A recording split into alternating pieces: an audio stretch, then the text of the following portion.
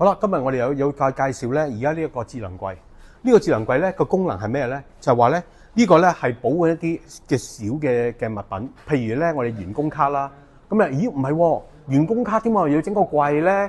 因為咧有啲員工卡咧，譬如好似舉個例喺啲好高 security 嘅地方，例如喺機場範圍裏邊，喂啲員工可以揸住個員工證係自由出入嘅地方，喂會唔會個員工佢收咗工之後，佢攞張卡翻屋企？然後佢複製咗一張係俾人哋咧，有可能㗎嚇。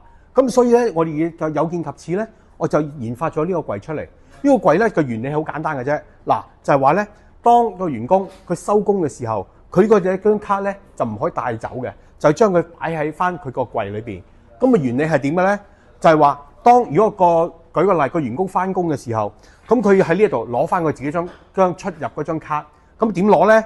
就可以用手指模啦。或者係佢用人臉識別啦。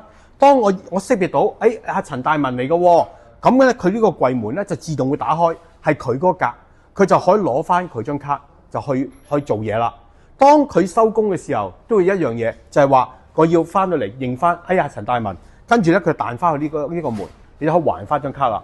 咁仲有樣嘢咧，就係我每一格咧，我都可以有個 sensor 喺度，就知道阿陳大文嗰張卡有冇還到，咁我喺後台我會知道。